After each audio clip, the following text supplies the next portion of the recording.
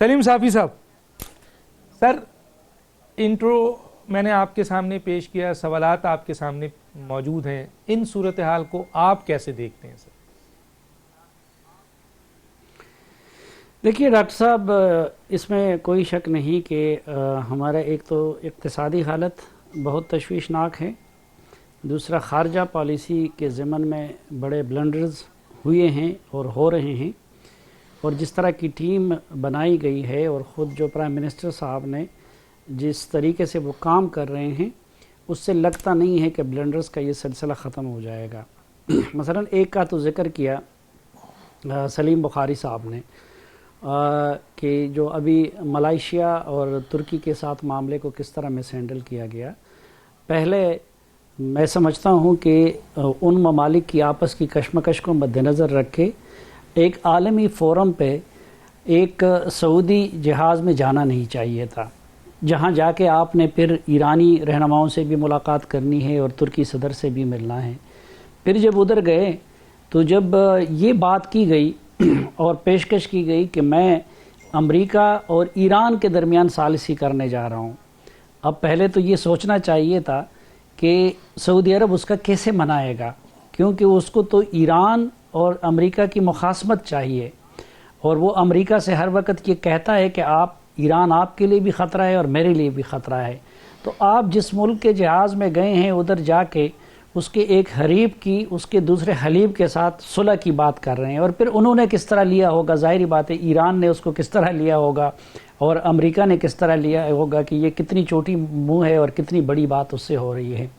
اچھا، پھر وہاں پہ اگر انہوں نے ایک تجویز پیش کی ملائیشیا نے اور ترکی نے، تو کم از کم ہمارے پرائم منسٹر کو اتنا احساس اور ادراک ہونا چاہیے تھا۔ یہ سلیم بخاری صاحب ہمارے استاد ہیں اور وہ جانتے ہیں کہ ہم عام پاکستانی ہیں، لیکن ہم اگر اپنے کسی آرٹیکل میں ایران کے حق میں ایک فقرہ لکھتے ہیں تو ہم ذہن میں یہ سوچتے ہیں کہ اچھا اس کا سعودی عرب کی طرف سے کیا رد عمل ہوگا، یا اگر سعودی عرب کے بارے میں کہتے ہیں تو ہم سوچتے ہیں کہ اس کا ایران سے کیا رد عمل ہوگا۔ لیکن ایک پرائم منسٹر نے ادھر یہ نہیں سوچا کہ میں اس طرح کا ایک الائنس ان کے ساتھ بنانے جا رہا ہوں تو اس کا ان کی طرف سے کیا رد عمل آئے گا۔ اس کا بڑا ڈنڈورا بھی پیٹا گیا، ان کے ساتھ کمٹمنٹ کی گئی۔ اچھا، پھر جب آپ کے ساتھ عرب دوستوں نے اس پہ اپنی تحفظات یا ناراضگی کا اظہار کیا، اور آپ کو یاد ہوگا کہ وہ جہاز کی واپسی کا ایک بڑا افسوسناک واقعہ بھی ہو گیا۔ پھر جب پرائم منسٹر ادھر سے واپس آ رہے تھے تو جدہ میں گورنر وغیرہ تو کیا کسی سرکاری افسر نے بھی ان کا استقبال نہیں کیا، ان کو پروٹوکول نہیں دیا، اور ہمارے پرائم منسٹر اور شاہ محمود قریشی وی آئی پی لاؤنج میں ہمارے پرائم منسٹر سوپے پہ لیٹ کے انہوں نے چادر اوڑھی ہوئی تھی، لیکن ادھر کوئی آفیشل نہیں تھا ان کو ریسیو کرنے کے لیے۔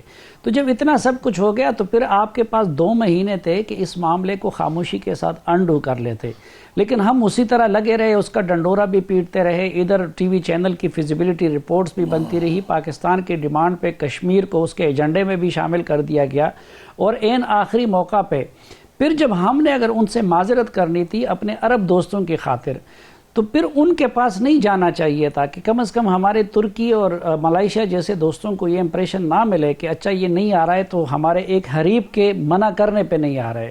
وہ بھی کر لیا، پھر کہا کہ شاہ محمود قریشی جائیں گے، اگلے دن ان سے بھی معذرت کی گئی کہ جی اب شاہ محمود قریشی بھی نہیں جا سکتے۔ تو اس میں جو سب سے بڑا مخمصہ ہے، یقیناً سعودی عرب ہمارے لیے بہت امپورٹنٹ اتحادی ہے، یو اے ای بھی ہمارے لیے بہت امپورٹنٹ اتحادی ہے۔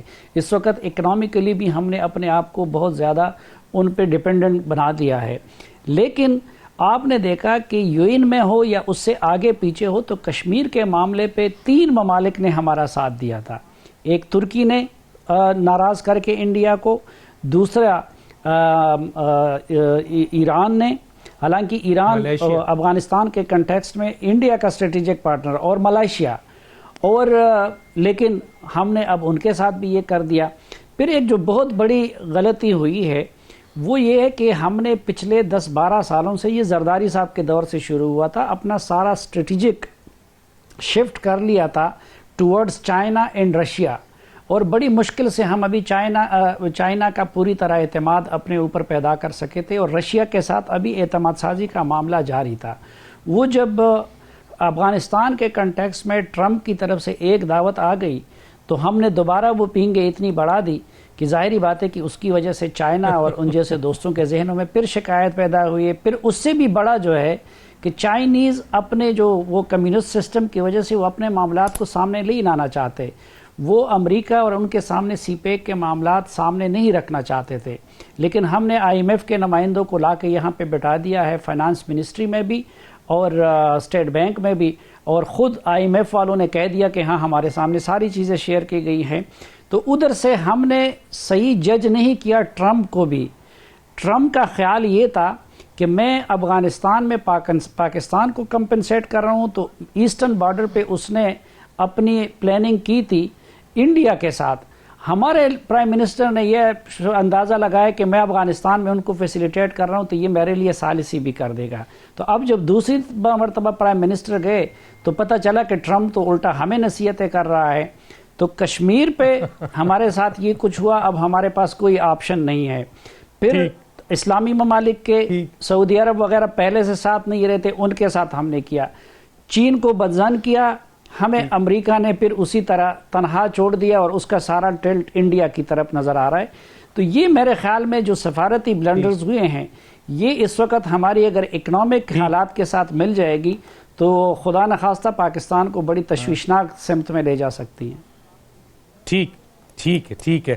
اور آئینی اور قانونی بھی تو بڑے بلنڈرز ہوئے ہیں جس کی بنیاد پر دو بہت اہم ادارے آ کر سامنے کھڑے ہو گئے. آگے میں ضرور اس پہ چاہوں گا آپ کا کمنٹ ضرور تھوڑا سا دیجیے گا.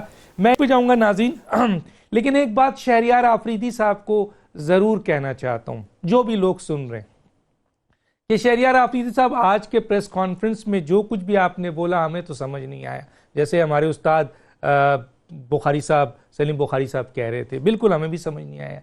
لیکن آپ نے ایک بات بڑی زوردار کی اور کہا کہ یہ رانا ثناء اللہ وہ ہے جو عابد شیر علی کے والد نے اس پہ الزام لگایا، مثلا الزام لگایا تھا یہ کون ہے، یہ قاتل ہے اور بہت کچھ ہے، اور یہ ماڈل ٹاؤن کا بہت بڑا گناہ گار ہے. تو یہ بات آپ نے آج کی، لیکن آپ یہ بھی تو سوچیں کہ یہ اگر قاتل اور گناہ گار تھا تو اس کو آج ہیرو کس نے بنا دیا؟ اس کو ہیرو تو آپ نے بنا دیا نا. آپ کے بھونڈے طریقے سے جو کیسز آپ نے بنائے ہیں اور سامنے لائے ہیں. یقیناً عدالتیں جب کیس کمزور ہوتا ہے تبھی ضمانتیں دیتی ہیں نا شہریار صاحب. اور ایک بات بہت اہم کہتا چلوں شہریار صاحب، کیونکہ آپ اپنے شاہ کے حکم پر قربان ہو گئے. اگر آپ interior minister, state interior minister زیادہ دن رہتے اور وہ کام جو ڈی جی ایف آئی اے کو کہا گیا تھا، جو ڈی جی ایف آئی اے نے منع کر دیا، اور حکومت کہتی بھی ہے یہ چور ہیں، یہ ڈاکو ہیں، یہ لٹیرے ہیں، یہ منشیات فروش ہیں اور میں چھوڑوں گا نہیں ان کو، اور بہرحال گرفتار ہو رہے ہیں. لیکن دوسری طرف ہم یہ دیکھ رہے ہیں کہ معزز عدالتیں ضمانت پہ ایک کے بعد ایک کے بعد ان کو رہا بھی کر رہی ہیں. اس کو آپ کیسے دیکھتے ہیں؟ اور دوسری طرف سر یہ 16 مہینے ہو گئے ہیں، اس 16 مہینے میں نہ تو حکومت اور نہ یہ ادارے یہ تاثر بھی دینے میں ناکام رہے کہ یہ سارا احتساب جو ہے وہ اکراس دی بورڈ ہے. کیا کہیں گے؟ بہت مشکل سوال آپ اتنی آسانی سے پوچھ لیتے ہیں. ایک دو اگر کامنٹ اگر آپ مجھے پریویسلی جو گفتگو ہوئی ہے اس پر کرنے کی اجازت دے دیں. ایک تو ہمارے بھائی ضرور انہوں نے فتیانہ صاحب نے فرمایا کہ یہ بڑی ناتجربہ کار ٹیم ہے. آپ مجھے بتائیے حفیظ شیخ، شاہ محمود قریشی، فردوس شاہ شکوان، شیخ رشید، سرور خان، شفقت محمود، ان میں سے کون جو ہے وہ ناتجربہ کار ہے؟ یہ تو سارے بڑے تجربہ کار ہیں، ان کا تجربہ لے ڈوبا ہے سب سے زیادہ تو یہ. دوسرا سی پیک، میں آپ کو بالکل ایمانداری اور کنوکشن سے یہ کہتا ہوں، اور آپ پوچھئے میرے ساتھیوں سے بھی، کہ سی پیک ہمارے نیوکلیر پروگرام سے بھی، وہ تو صرف ہمیں سیفٹی اور سیکورٹی دیتا ہے، اس پر تو ہماری دنیا منحصر تھی. اور اس کو ہم نے کہا وسل بلوئر ہے، ہم نے کہا یہ گیم چینجر ہے، ہم نے کہا پاکستان کی تقدیر بدل جائے گی، اور یہ سارے دعوے درست تھے. لیکن اس کے بارے میں ایک اسٹریٹجک پارٹنرشپ کی وجہ سے چائنا کا اصرار تھا کہ اس کے آپ جو ٹرمز اینڈ کنڈیشنز ہیں یہ کسی کے ساتھ بھی شیئر نہ کیجیے، ناٹ اونلی ود امریکہ، کیونکہ وہ ٹرم اینڈ کنڈیشن انہوں نے اور کسی ملک کو آفر ہی نہیں کی ہیں. یہ ریکارڈ کی بات ہوں، کنوکشن سے دعوے سے کہہ رہا ہوں. ہم نے کیا کیا؟ ہم نے سب سے پہلے تو دو جو منسٹر تھے جو اوپر سے اترے تھے، رزاق داؤد صاحب نے کہا سی پیک کے معاہدے ہم ری وزٹ کریں گے.